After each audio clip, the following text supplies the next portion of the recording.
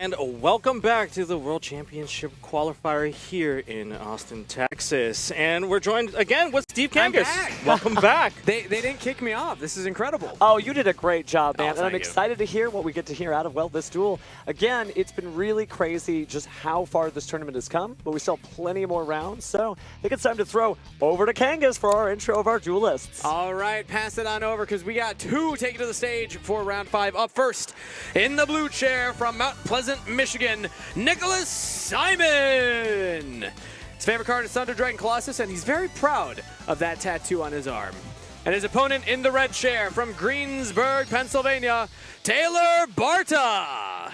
His favorite card is Squeak Knight, and he also is. I will throw it back over to the caster sitting directly next to me. All right, let me go ahead and catch that pass. Again, this is going to be a fun duel because we have seen some of these decks before, but we haven't seen Rescue Ace in quite some time. Nicholas stunting that with the Fiendsmith engine, and then of course, it's going to be fighting against Fiendsmith tier limits. A lot of graveyard effects. Lots of these duelists have been performing very well. Both of these duelists, of course, still undefeated. I'm going to look forward to seeing what Rescue Ace brings to the table. I mean, there are going to be Fiendsmith featured from both of these duelists. Will they know each other? Will they know how to play it up? I mean, they both kind of pointed to their tattoos, so yeah. Do they know each other? A fun fact, they don't. They just happen to have the same tattoo, which we all learned together right before this. But let's get into it. Swiss round 5, duel number 1 underway. Shuffling up. This is going to be quite an interesting one because I think both of these duelists want to go first. So, not a lot to telegraph just based off of the die roll just yet. Unlike those 10-pie matchups, Rescue Ace, we haven't seen this in a while. I mean, YCS Indianapolis. That's when Santoli, that's right. That's right. That was when they were, at the peak of their power.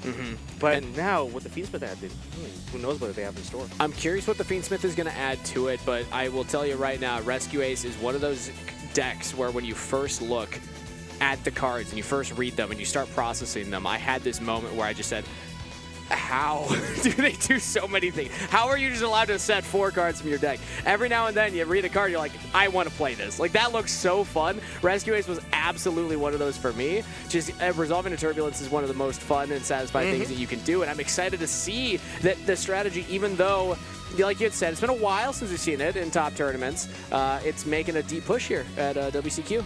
Yeah, we'll sound the alarm. At least there's going to be alarm sounding from those Rescue Aces. The fire department is here. It's an emergency. It definitely is an emergency, and hopefully we get to see some emergency play out in our game number 1. The duelists are ready, and let's take a look into the die roll.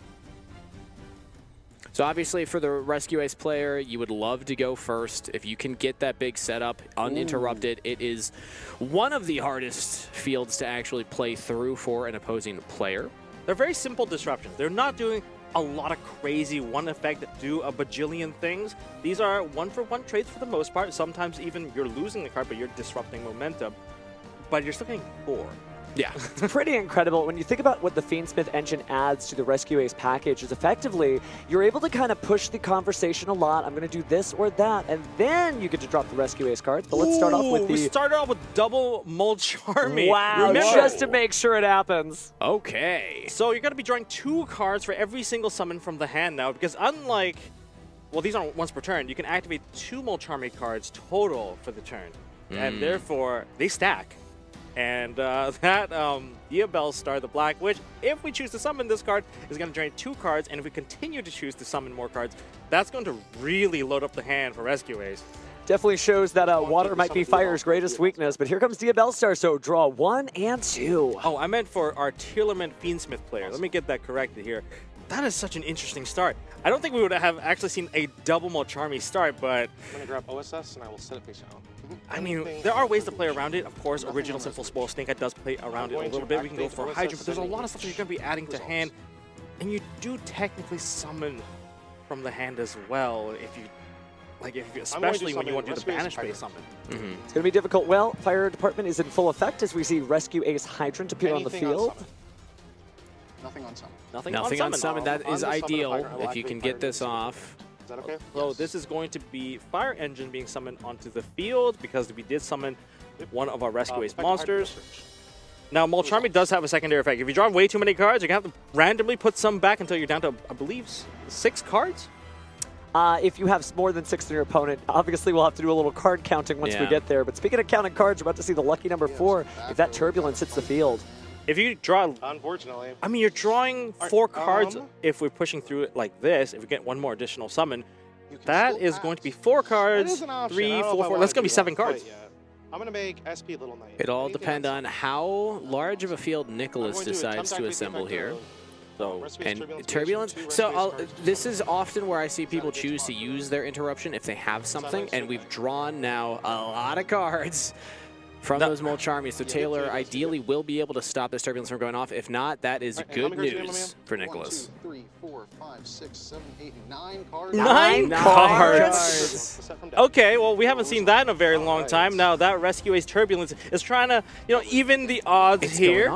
We're going to see it set 4 cards onto the field. So you may have drawn 4 cards. Okay, well, I'm going to set 4 cards. We're going to see how that plays out. Definitely going to have to be some trades of 1-for-1. Looks like we're going to do emergency, reinforce, extinguish, and alert. Now, I'm going to want to do some math here because, yes, 9 cards is awesome to draw, but this is what Rescue Ace does. It just sets 4 cards. There's a chance that we actually have like the same number of cards for both players at the end of Nicholas's turn, and Taylor's not going to have to shuffle back that many. Now, ordinarily this would be overwhelming, but those Molcharmies have made this a fair fight. Yeah. OSS a draw card. We're going to use the Wanted effect to put back the original Simple Spoil Snake Eye to draw 1 card.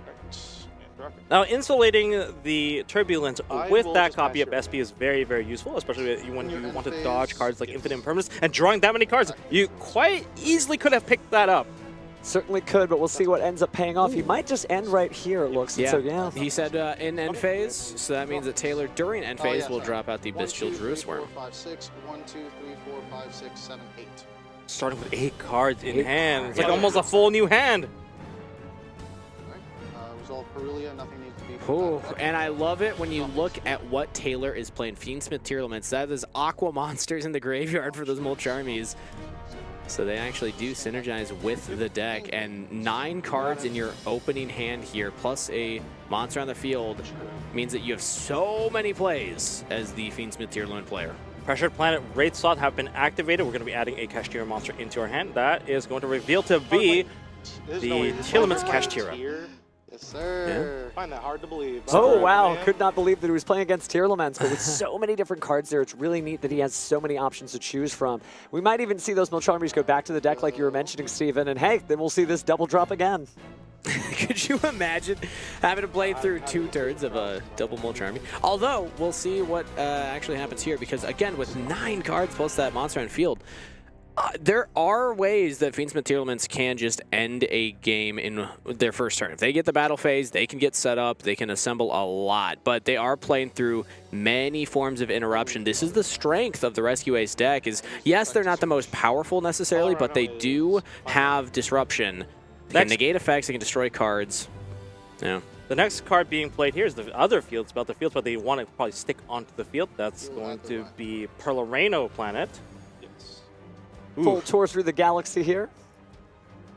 It's a very powerful card, being able to add any of your Tearlament monsters into your hand. That and also adds a fusion boost and a bit of destruction as well on top of that.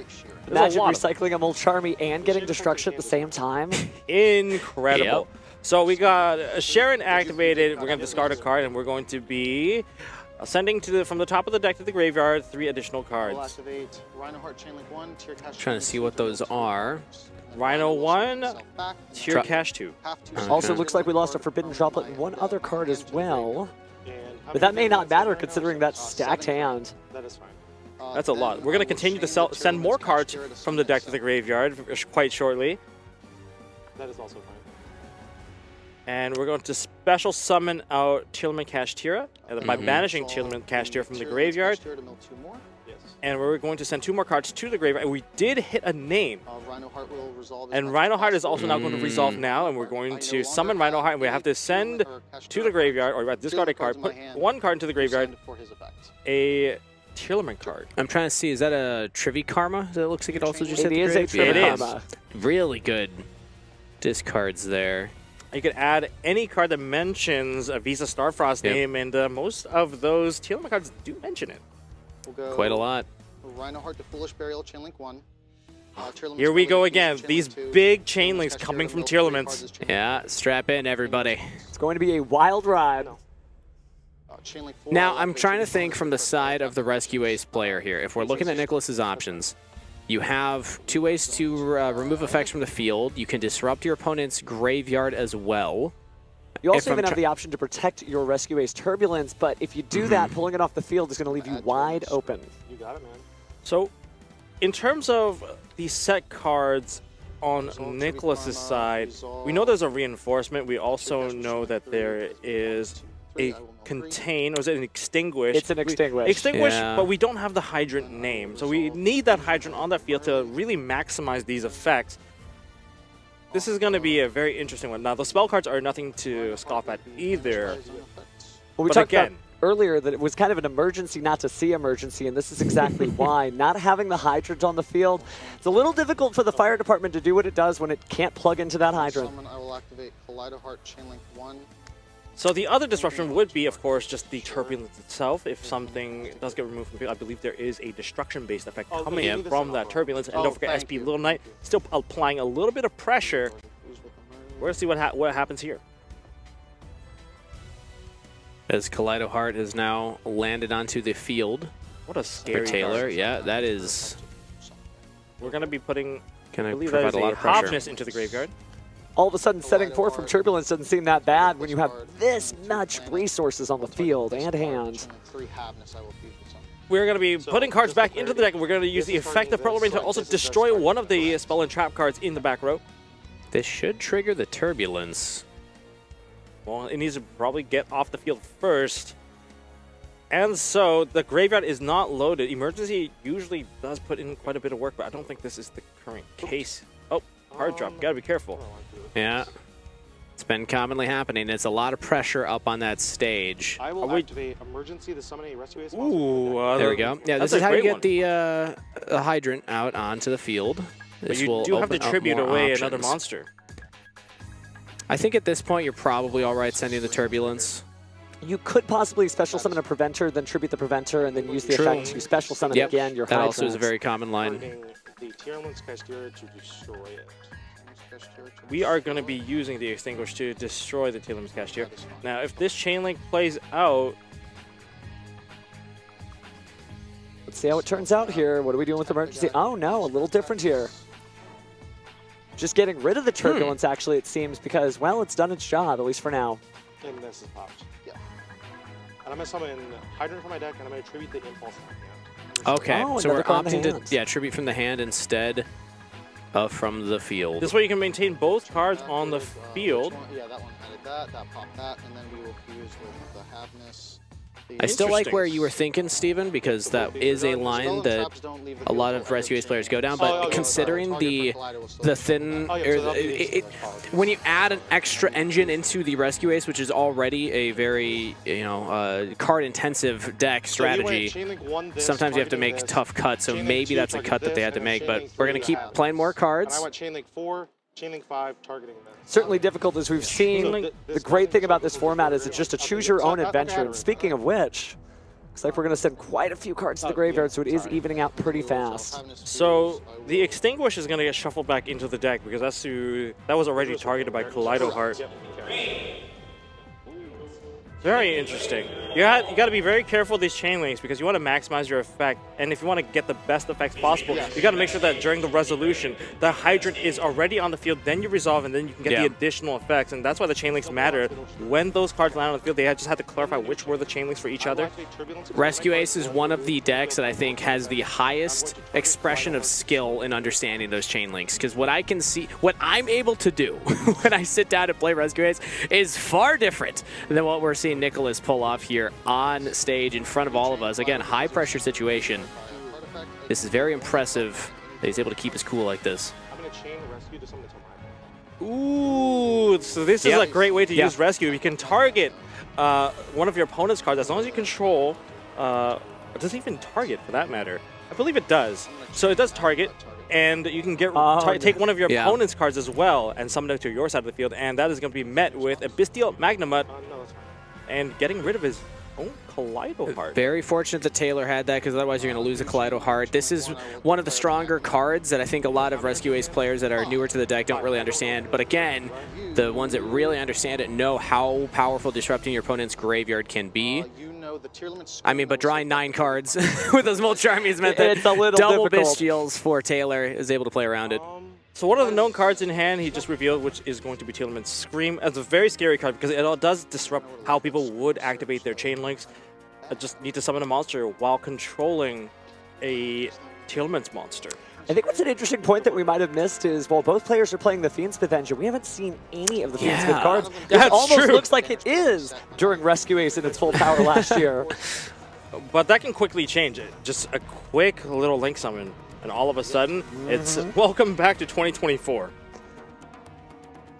And that's the strength of the Fiendsmith cards as well, as you do not need many of them in the deck. No. And you you're definitely able to combine them with so many other strategies. One of the best cards you can possibly get from Infinite and Forbidden is Fiendsmith Engraver. So shout out to anybody who was able to pull them. Even if you don't see it right now, there's a chance that you could send it from the top of the deck to the graveyard, and that will reveal that, hey, you know what, these cards still work in the graveyard. If I can put another Light Fiend into the graveyard, we're just going to continue to play Fiendsmith, whether it be through the link summoning or send from that deck to the graveyard. Well, speaking of putting cards in the graveyard, we're activating Foolish Burial now, cycling through a number of different cards, it looks like. Oh, Dip City Serpent, is that right? Night Sword Serpent, I believe, is what that just was. On resolution. Ah, yeah, Night Sword Serpent Wild. That's interesting. We haven't seen that in quite a bit, but we're using it just for a quick Xyz material here. That is... Oh, we're going to Bahamut Shark. Bahamut Shark effect. Likely summoning one of the most awesome cards of Yu-Gi-Oh! If we can get there. Are we getting there? You might say that it's totally awesome, but I think we are No, I about believe to see it's totally awesome. Totally It awesome. says Toad in the Totally, name. yeah. Oh, you missed the Yeah. pun. Yeah, it's going to be totally awesome. That's going to add Not a known for layer my of humor, negation. Steven. Ah, you're fine. Well, yes, one of the coolest cards in the extra deck, one of my favorites. Totally awesome, has hit the field here. Creative way to get it out, and we can keep playing. I mean, we're not really locked into much. So all of the monsters on Nicholas's side now are going to be reduced in attack and defense, because that is Teal'c's Scream, and that is... I can't set it to my... Ooh, so the SP has been chained to that, attempting to get rid of the Totally Awesome. Forces Totally it Awesome, forced out, and SP's gone. It's a reminder why our frog friends are so powerful here. And notable, you cannot take the SP because it cannot be set onto your field, as it is a link monster. So I think that's a great way to deal with the Totally Awesome. Not, ideal that you still have to deal with it, but if you're gonna have a tool, this is a good one. I have summoned it from the hand already. Not that many disruptions left on Nicholas's side. I think that double Mulch Army really just slowed the entire field down. You don't want to commit too many cards. Let your opponent have that many cards. And because playing Turbulence, you just set up your field so much, develop so many cards that they got to keep more cards with Mulch Army. That is certainly something that people are going to have to get used to. There's a lot of cards like that, like Ghost Sister and Spooky Dogwood. Do you keep playing into it and give your opponent more resources, or do you slow down and just stop things out? And I love that Mulch Army, there was a big question coming into this weekend, how many Mulch Armies would be in main decks. It's expected to be a very popular side deck card, but if you're playing Teal'c's, yes, it's an Aqua. You don't even feel bad if you draw it and you don't get much use out of it as a card against your opponent's strategy. So I think it's really creative deck building. Here we go. We've got Moon of the Closed Heaven being link summoned onto the field. This really just pivots the whole deck into just generating even more monsters.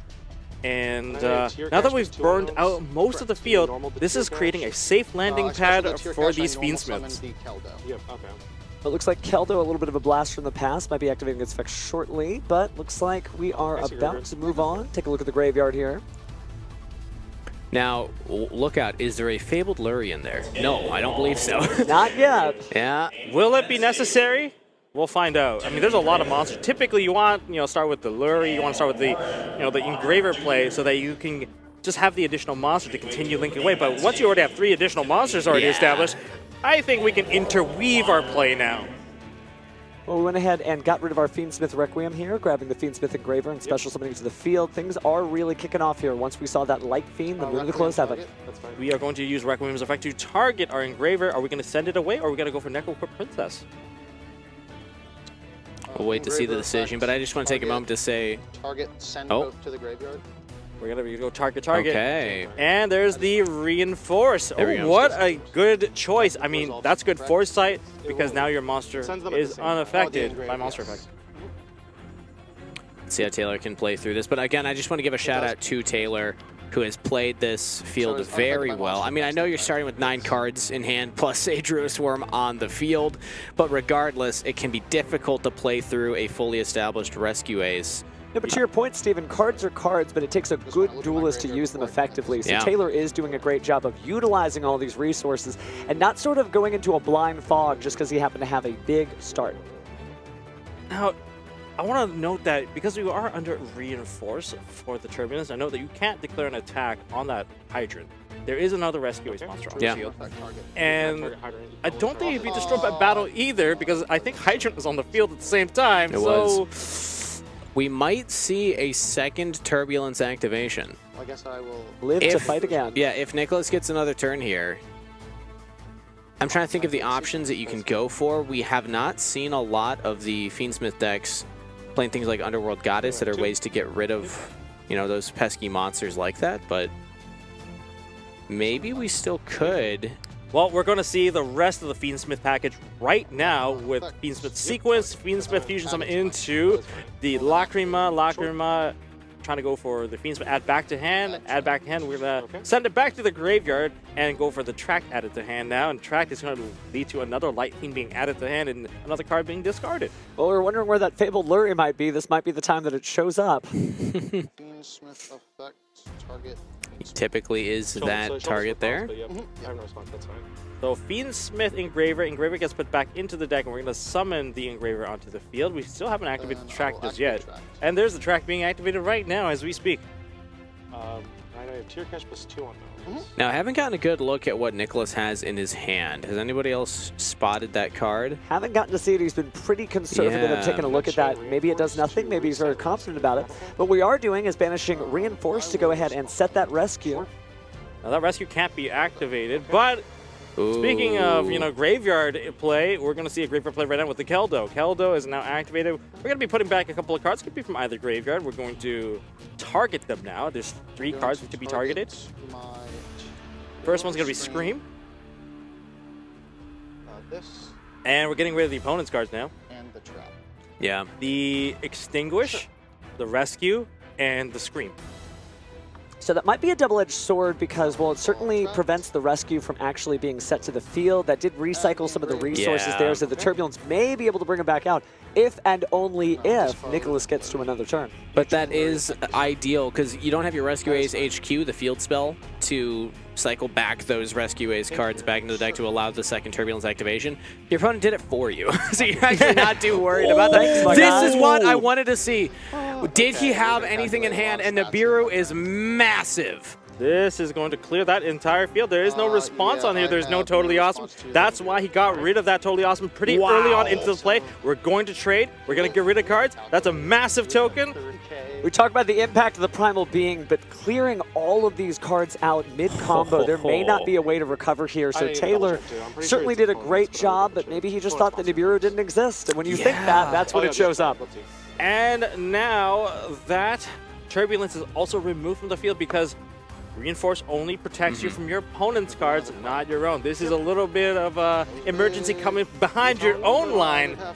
Well, But it also, I think, it potentially, who knows, how much that might have baited Taylor into feeling safe, thinking, oh, they're trying to protect that. Nibiru probably is not on their mind, but it still Is that is accurate? a very powerful card. I Nibiru, was one gonna of the say strongest 129, I think interruptions that's against impossible. the type of field that Taylor was assembling. 11,000. Typically, you see like 11,290. Imperm Nibiru, Effect Veiler Nibiru. This time we got SP plus Nibiru. We need to answer the negation. Hey, we got the answer. We got, you know? He's answered it quite nicely. Let that big token land on the While he's doing field. that, you can keep It's going. touchdown There's a- with Yeah. that rock. Gigantic numbers there, but There might be again, because he still has cards quite a that few I have. cards. Taylor might be able to that I continue might do play, things but it's with. kind Oh, of I get you, difficult when you've sorry. used up almost all your extra deck combo pieces, and now they're just sitting in the graveyard. 11,500. 11,500 for that token. Wow. Huge. I will activate Tearlament's Sheer and Diffusion Summon as Chainlink 1, Lacrima. Oh, but Chainlink you did 2, send away some Yeah. Tearlament cards into the graveyard by card effect, and that's going to cause him to trigger in the graveyard to perform a fusion summon. Again, we saw that Nibiru was strong, but even yesterday, targeting people the were able to sequence play for sure. through Sure, it, so I'll take we are going to go ahead and see the Fiendsmith sequence show back up in the field. Looks like 1,200 damage there. That's going to be from the Lacrima. Sheer. Lacrima being sent to the graveyard, put some Light Fiend back, and boom, 1,200 damage. So that token is huge. Just by base is already stronger than Nibiru because there was a Turbulence. That's 3,000, 3,000. Sure. Just that alone, your own card. There's a version of this where a triple tactics talent could end the duel. If only that was an attack position. If only, if That would have only. been a crazy telegraph. Could you imagine? Nibiru is humongous. Now, what are we fusing into? Because we did activate one of the Tearlament effects. Ooh. Okay, Dragostapelia. Hey. That is a very powerful fusion monster. I'll activate the Dragostapelia target. Make it So one that's year. going to reduce the level of that Nibiru to 1, but not necessarily get rid of anything else, as Nibiru doesn't have any activated effects on that field. So just, you know, maximizing all the effects. Will it come up where he needs it later on? Yep, I'll Of take course, two. there's also the field spell. The Yep. additional gain 500 attack points is going to matter. I will set one card. I will attempt to go to the end phase. All right, so it looks Also, like we're going to go Scream into too. Okay. Don't forget about that Scream. Scream reducing. In the end phase, I'll resolve Magnemite.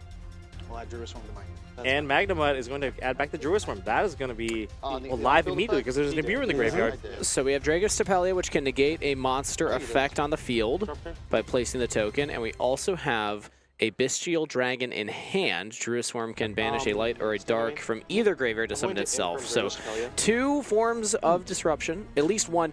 Wow. There's an infinite That is impermanence from the side of Yes, Nicholas. this is now negated. Nicholas is going to turn off the negation capacity, or rather, Going its to normal token summon Snake Eyes dropping Poplar is the- capacity Oh! of that. We're going to start off with a Snake Eyes Poplar. Wild. This might be Poplar a little effect. secret there, too. Yeah, I mean, we know how strong these two decks work together with level 1 monsters, and obviously, Poplar being one of the strongest there, it'll be interesting to see if it's able to make an impact on It's the duel. going off. It's Now, 66 remember, to 8.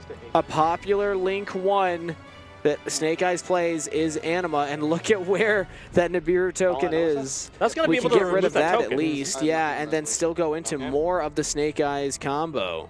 But I don't think there's going to be a Snake Eye combo here. Based on Going to Link this one. particular place, these anyone that plays like Rescue Ace don't exactly activate the focus their Poplar deck target. onto Snake Sure. Eyes. It's just the Poplar Itself, getting put it the inside original and Sinful small Spoil target. Snake Eye. That is the That is key card that they Anything want. here. Will we be able to get that? I'm a fan. I don't know. Maybe Sure. we drew into it. But now we have the Relinquish Anima to clear off that giant token. That token is not going to apply its attack over because tokens by default don't exactly have any stats. Looks like Taylor's going to go bring down Tearlament's Kashtira here. Not just seeding the duel because it isn't his turn, right? The cumulative joke about Tearlaments, it's our turn, so activating the We effect. share go the ahead. turn here. Yeah. But again, we're going to go ahead and banish another Tearlament's Kashtira to bring it out and maybe send a few cards to the grave. Summon, I will activate Chainlink 1, Tier Cash, Chainlink 2. Remember, sharing is That caring, is and we like to share our turns together. Yeah. Sharing? Nah, I'm trying to find something. There's nothing. Wow. No, come on, Sharon is Karen. Sharon is something Karen. like that. There we go. But All we right. did put a Black Goat Laughs into the Oh. graveyard. That's going to turn off, I believe, some of the activated effects of Monster, unless there's something from the graveyard. Going to be kind of difficult here. Again, so Yeah, many any cards quick going to the effects on graveyard. It's resolution. exactly what Tearlaments Activate wants. And Blackout Left. Taylor's done a great job of setting himself up in this Okay. position. Ooh! And he's able to, on resolution, use his own Blackout Laughs, declaring Relinquished Anima. I'm going to That- activate OSS, sending the Poplar to grave. Any response? Okay, so we got original Simple Spoil Snake Eyes sending a Poplar away, and that's going to lead into the only other level 1 fire monster we can summon. That's going to be a Hydrant. So seeing a full search of the deck there, you're absolutely right, Tom. It seems like that Poplar is really only there to motivate getting the Hydrant out via the Did he original Simple vanish Spoils. all of his Oh Hydrants? no! Oh no, is that an illegal activation? That is an illegal activation. Oh no! Not like this! Not like this. Not like this at all. I'm not, no. That's fine. Yep. Okay. Okay. Well, without- looks like that's going to be without a game one follow-up. going over to Taylor. What a performance playing through the Rescue Ace turn 1 setup. Double Molcharmy starting with 10 total cards. That was crazy. Well, if there's any way to play through, you know, 4 cards being set against your opponent, is to have more than 9 cards in your own hand. Yeah. Absolutely there. Taylor seems like he's pretty steely, though, having won the duel, still focused in. Just going to go and take a look at the side deck here and decide what's next. I mean, spell and trap removal isn't exactly the most popular choice when it comes to this format. Most people have been focusing their side deck on Fiendsmith and, you know, stealing cards from Snatch Steal. Yeah, but here's the real question. Taylor showed what spell and trap removal. He got through that turn just fine just by playing through all of it. I think card draw is going to be very important, but are we going to see a double Molcharmy play like that again? That's what I'm curious about, because in my opinion, the double Molcharmy having that many resources is what allowed Taylor, like you said, Steven, even if you have the cards, you have to play them right. Played the cards right, but had a lot to work with. If you were starting that with a more traditional 6-card opening hand, questions up if Taylor could have actually played through that kind of field setup, because the Nibiru especially felt like that turn ender, but still had more to go. That was an unfortunate position to be put in for Nicholas. I mean, it just feels like you just got hit by a Max C at that point. Practically, the Molcharmies are very powerful effects, and they're designed to work against certain decks but not others, but just incredible performance there. And again, just like you said, Steven, it is an Aqua, so having it as a fusion material on top of its effect is incredible. Yep. Excellent disruption from hand, or rather a hand loader. I mean, I'm just going to keep drawing cards until I get to play all my cards. Having that many cards in hand, it's just a wonderful feeling. Taylor's going to try and set the record for how many Molcharmies you can activate in one duel by constantly refusing them. This is not confirmed information, but who knows? Maybe we will get a It's actually record. quite nice to see, you know, the tier limits kind of making a little bit of a comeback. I mean, that deck was so strong. We know how far that deck can push. There's a reason why all those names with tier limit are limited to 1. Yeah. They're strong enough that just the 1 card being out there is enough for a tier limit duelist to get all the way here as Taylor looks to the sky, just sort of contemplating what his next move will be and wonders how far he'll get in this tournament. I think it's a testament to how much time and effort tier limit duelists that are committed to the deck really put into it, that they are still playing it at the WCQ and finding these types of results. I mean, It's not a simple deck. both these duelists 4-0. Yeah. You know, they must know something that we don't. Oh, that cards that you like can still be played regardless of what everybody says? I like that mentality. And so do they, apparently, rocking the decks out as far as they got. I'm playing Melfi's at the next YCS. I don't care what you say. Awesome. We can't wait to have you on the stage, but let's take a look at our stage at Game 2 here on Round 5 of our NAWCQ. The stage is set. I'm very curious of what Taylor has in his hand. There is Molcharmy in his hand. It's happening again. Oh, no. The double Molcharmy for the second duel in a row. Nicholas has to decide how many cards he's going to end on. Maybe he'll be a little bit more conservative here, but wow. Oh, wow. You can't see us at the caster deck, but our hands are on our heads. Just cannot believe this. Okay, let's see what Nicholas can do to not summon from hand to generate that many cards. Unfortunately, Rescuers typically need to start with at least 1 added card to hand and 1 summon from the hand. Are we going to be able to play it just strictly just using Emergency? I don't know if the stream microphones are picking it up, but the entire venue got a little louder after that play. I imagine the folks standing out there watching this match are reacting in kind. This is what we're talking about. This is kind of how you bypass the Molcharmy. So there was originally 2 card draws. So if you think about it, we just got a double Upstart Goblin at the very least. That's how you can kind of trade with the Molcharmy Perulia. But now we're trying to avoid it as much as possible by only playing the Fiendsmith cards right now. You know, add to hand, send to the, discard to the graveyard, summon from graveyard. That's not summon from hand. If you're able to assemble a strong field without giving more draws, then in a way, I mean, they still replace the Molcharmies, right? It'd be turned into just 1-for-1 draws, but, you know, you're not giving them that advantage at that point, which would feel very good. I'd like to think Nicholas has learned his lesson after what happened last time. It's just special summoning all these fiends from the graveyard is probably a good idea. Now, he can also wait a little bit because he knows that the opponent will have to activate a monster effect at some point. Do you add a card that you can use later on, like Impulse, or Oh, it is Impulse. So he's thinking about it. Like, I don't want to drop the cards immediately, and maybe he can go for the emergency now because that summons from the deck. And when that summons from the deck, you're not going to give him the additional draw. When you set 4 this time, oh, it's going to feel so much better not giving 9 cards to the opponent to start their turn. You can go into something like a Preventer, which can then set a opponent's monster face down. You do have the Hydrant on the field right now. So I do like that. I like the plays so far from Nicholas. And again, I keep saying it, but Rescue Ace players also have to be very creative with how they play the cards. Now, we got to be careful. Time is now down to 13 minutes. Ooh. That was a very long game 1. It didn't feel that long, but it is a long game 1. Now we're going to Lacrima from the sequence. And we're going to continue our play here. Ooh. Looks like, okay, Beatrice. Beatrice effect resolved. All right, the Lady Eternal, what card shall she send from the deck to the grave? Ooh, looks like we might be rescuing out Turbulence, perhaps? Another creative use of the Fiendsmith cards in a new deck. I never would have thought to do something along this line, but if it works, it works. Oh, this is a Link 3. That's going to be Promethean Princess to bring back that Turbulence. Even easier.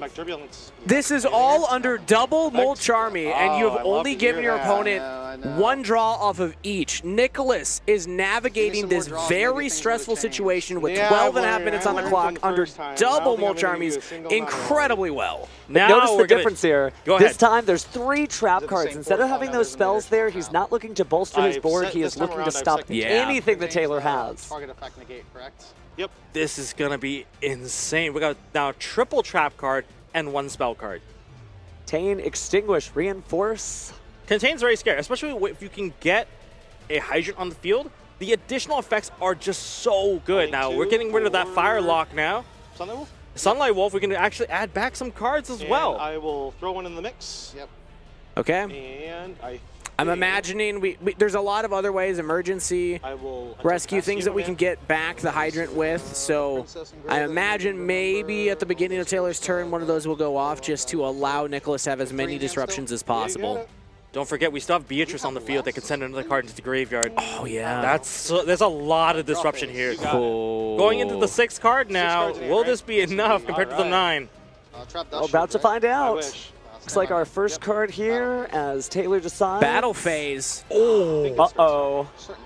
Before battle phase. Uh-oh. Now, can we go to before battle phase and do something? Yeah. In start sub battle phase, I'll activate Beatrice. Okay. That will resolve. You can feel the evenly matched coming. Yeah, what shall we do to prevent see it in the hand. That is okay. I like this where this is brutal. going. Ah, so that you can special summon to get the Ash Blossom back when you need it with the Sunlight Wolf's ability to add from the graveyard back to the hand. I know that card cannot be activated, if I'm not mistaken. That card cannot be summoned. And then I'm going to go ahead and activate... Oh, we're going to activate more of our cards to bring here. back Turbulence. Bringing back Turbulence.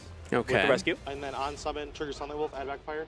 Yes. They're going to add back a Fire. They're going to add back the Ash That's Blossom. a very creative way to get the Ash into hand. You're absolutely right. It shows you how powerful the Fiendsmith cards are because every deck has something unique that it wants in the graveyard. Yep. So using Beatrice and the Lady Eternal in this way, it's just stunning. I'm telling you, the creativity of Nicholas right now cannot be understated. This is incredible how he's navigating the situation. I will attempt to move to end of battle phase. So we're going to the end of the battle phase. Here comes the evenly matched after all. Match. Wow, what an incredible trade. All right. Yeah, going to keep that Turbulence, I imagine, out of all the options. Have to say goodbye to some of these cards, though. You still need 3 more leaving. Yep. And that is very difficult because they're banished face down. You're not going to be able to recycle those back, which is something that Rescue Ace really does love to do. Oh, we're letting the Turbulence go. Now, the card that was added back cannot be normal or special summon, so, you know, Ash is a pretty good choice. You know, you can still effectively use the card, I believe. Certainly an exciting combo to try out in practice, but looks like we're actually going to discard Impulse instead. This is great. This is one way to summon out one of your machine Rescue Aces from the deck. You can find ways to draw cards. We're going to go instead with the one that has the capacity to summon, and that is going to be Fire Engine. So just as an update, it looks like there was a procedural error minor that was issued to Nicholas. Again, it's a legal activation of the last card there, but again, it's just going to be a warning. Okay. Yeah, that was the, yeah.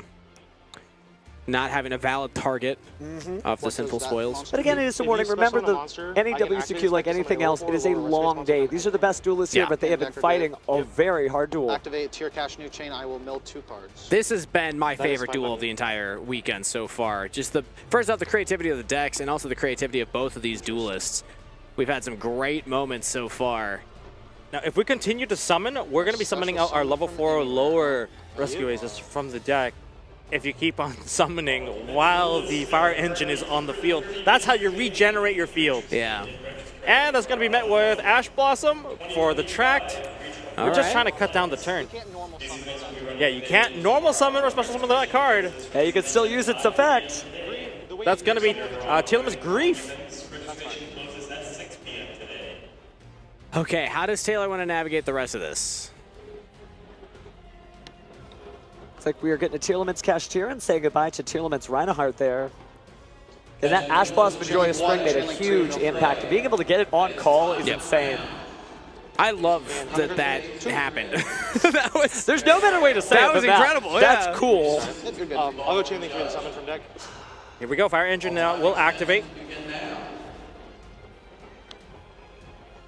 We have And we're going to summon Airlifter, the one that's Airlifter. limited to 1. okay. Well, when you can get it out whenever you need it, it doesn't feel too bad to be at 1. Oh, there are And then hits I will in resolve the set of discard cards being sent to the effects graveyard. And summon Rhino. Yep. Summon Rhino? Rhino Heart? There definitely is enough to perform a fusion here. New chain link says turn player. This is one of the scariest Chainlink parts about the 1, Tearlament deck have is this the fact diffusion it summon. almost feels impossible Chainlink to 2, stop Heartbeat, add it. They just Selig back. keep Chainlink 3, playing Selig to through add a monster. everything that you're doing. Chain link 4, lift Very Airlifter difficult to spell. slow it down for sure, Yeah. but trying the best here.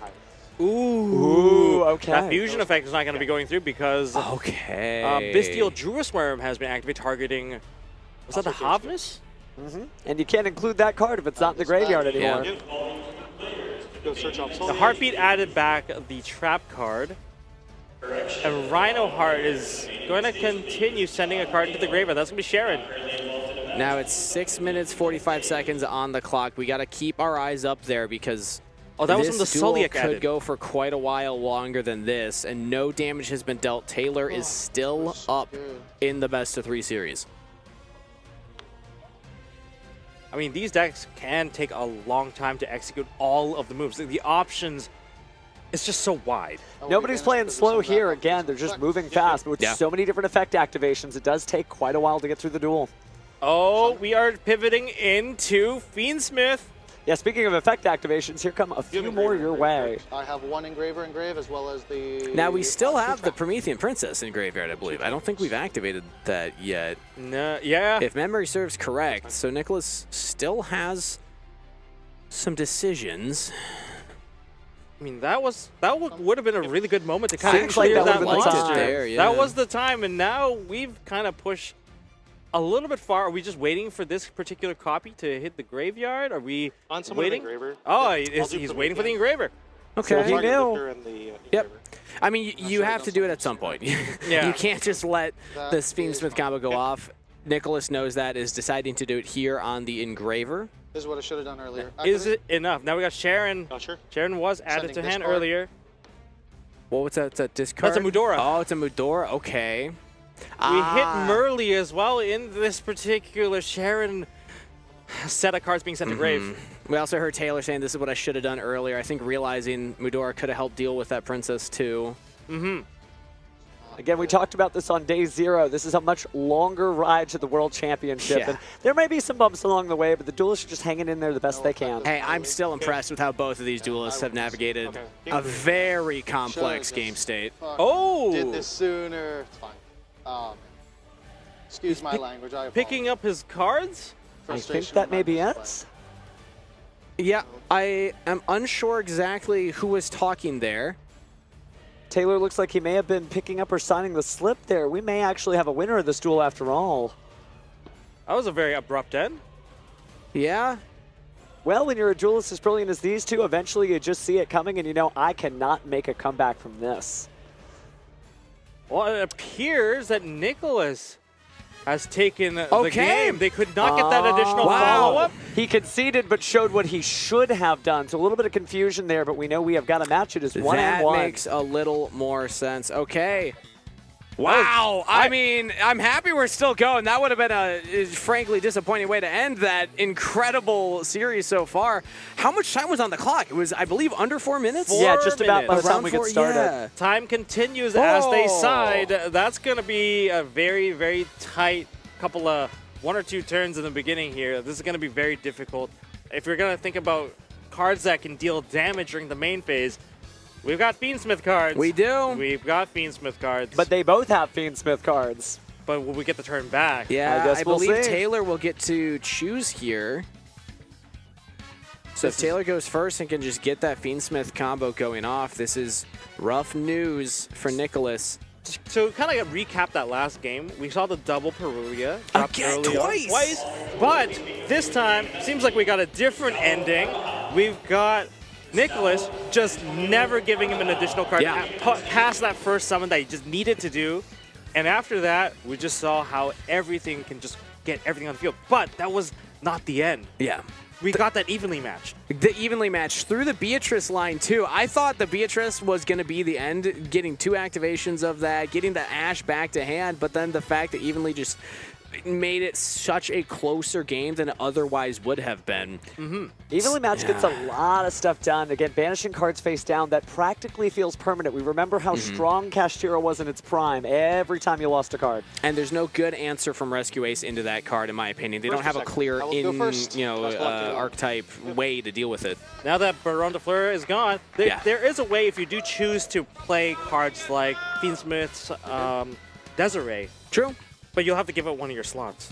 Yeah. The extra deck has never felt more cramped. Again, it's one of those things where now we're seeing people side deck extra cards. It's not the first time that's happened, but it's always a sign that there's just so many great cards to play. And they are done quickly siding, and we're going into game number 3. Yep. Best of luck, man. We are into the third one. It is 1-1 on the scorecard. You can see that correct at the top of the screen with 2 minutes, 13 seconds on the clock. Taylor choosing to go first. There's not going to be any battling. However, if they can land into, like, are we going to get past the main phase? That's another question. But we're going to start off with a Kashtira Fenrir. Fenrir going to get an additional card. Normal summon? And we're going to summon up Mudora. That's going to be the normal summon. Yeah, get into that Fiendsmith combo as quickly as possible. He knows what to do. There's no answer to this particular part. Do we have an Ash Blossom here, which is very crucial? There we go! go! Wow. There is an Ash Blossom. We're playing. This is YuGiOh. That is a very crucial Ash Blossom. Activate. You got it, man. Do you want to cut? I'll cut before you summon. Sure.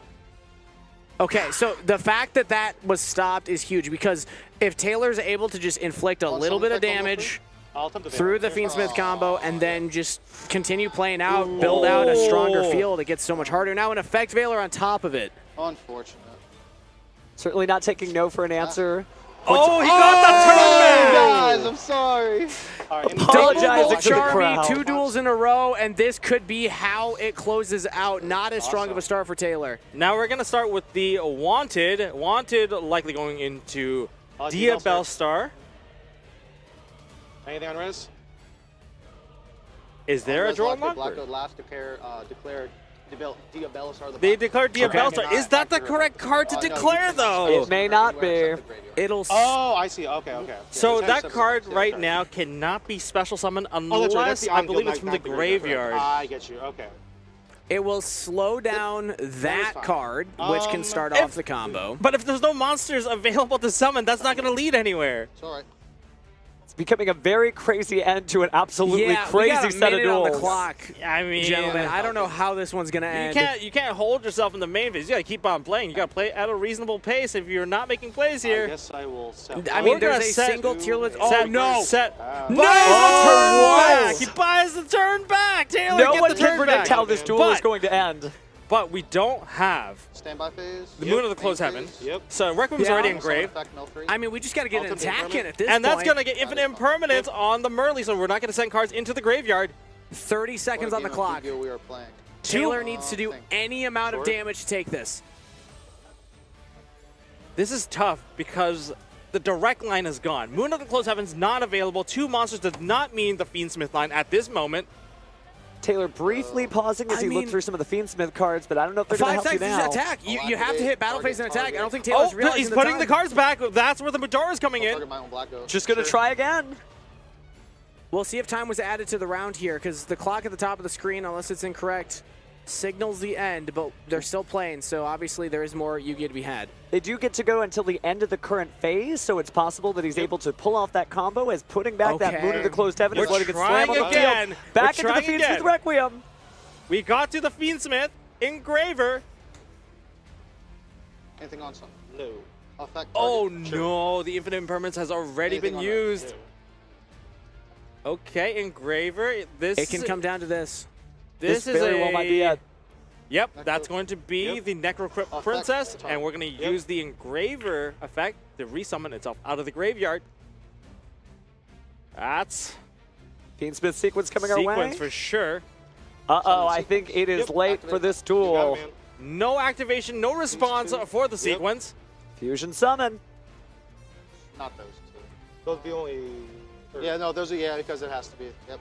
Okay. They have to be those two. Just making sure they get the right ones. Here we No go. legal target here in graveyard. You don't want to mess this up. Yep, this He is the apologized to the pivotal crowd. moment, Taylor. One move left here. There. It ain't over till the last card's played, but I think it's about to be Yeah, played it's now. about to be over here. There is a Light Fiend monster in the graveyard. We're going to go into SP Little Knight. Target, Chainlink 2, SP target. You got it, man. He got it. And that's the game. Taylor, having apologized to the crowd for messing things up, did not mess things up. He did a great job showing that, again, hang in there and you may be the one winning. That Mudora is the MVP. Oh, my Redoing the goodness. combo one more time. Just one more time. One and more time. That's all it took. Oh, my goodness. I mean, we got like 3 turns back and forth with less than 2 minutes. That's incredible. Both duelists doing such an excellent job there. Just wild. I know I said it yesterday that this is why we're here, but that is absolutely why we're here. Again, showcasing just great effects, great resource management. Of course, something Tier Lament's duelists are really known for, right? Both of these duelists just played till the last minute. They had to do what they have to do. And it's just incredible that they just try to buy their turn back over and over again. I got to stop you at, different points now. Like, there's just so much change in the gameplay, the game plan. Everything has to be a little bit different when it gets closer into time. And I was kind of surprised that we actually got 3 turns in that last 3 turns, and it shows you that, like, duelists, they have studied this format so well, because, again, the Infinite Forbidden only coming out in Tournament Legal since, let me check my watch, yesterday. Yeah, and that's they did right. such a great job of showing that mastery. So that shows you that the way that you get out of a situation like that is just play test with your friends and really study up. We can hear directly from the duelists themselves. Let's throw it back to our missing caster, Stephen Kangas, on the stage. Up. Still got to go ahead and run over there. He's been doing some great work. Why don't we take a look at Perulia then? Oh, yeah, man, the Mulch Army Perulia really, really showcase how great that card is, but it also showcases, too, that it's not enough to just be like, oh, I'm going to do this. Your opponent still can use their intellect to basically summon out different cards. We essentially saw 2 different timelines because Really, we did. Wow. Game 1, we got the double Perulia, and that resulted in way too many cards on the other side of the field, or rather the opponent's hand.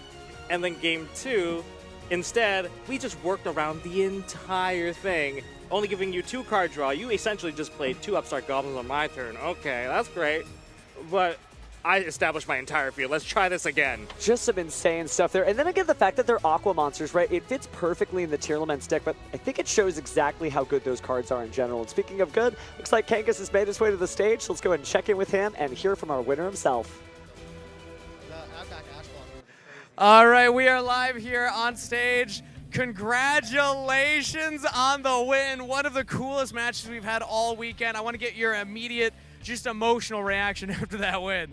Well, I was incredibly stressed coming up here because this is the first time I've been on a feature match, so I know it's always nerve-wracking to get the jitters before you even sit down. But I think he played really well. I think I played really well. I think the double Perulia reaction was kind of crazy both games, but he did play incredibly well. And honestly, I did not see that after the evenly resolving, him being able to put up as many disruptions as he did. The foolish burial of the Ash Blossom Sunlight Wolf add back play was something I never saw coming. I was like so confused when he sent it, but he did a really good job, and I just came out on top.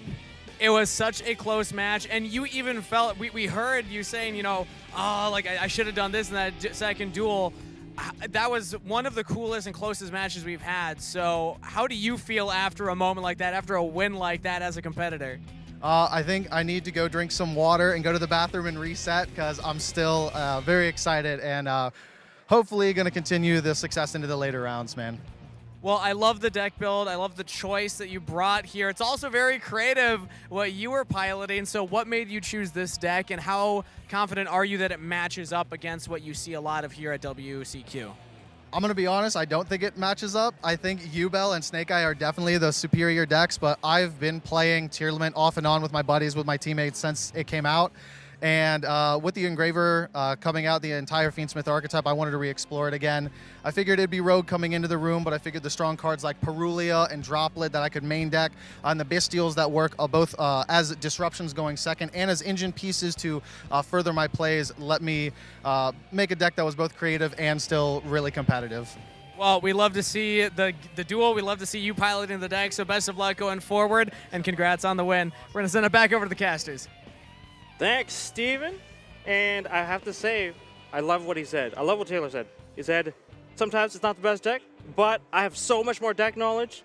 You know what? Sometimes it won't really matter. My knowledge will overpower what you think is the best deck. Playing something that you're comfortable with lets you make better plays in the moment, right? Again, playtesting is just so important. But speaking of playtesting, a great way to playtest is obviously YuGiOh Master Duels. Let's take a look at some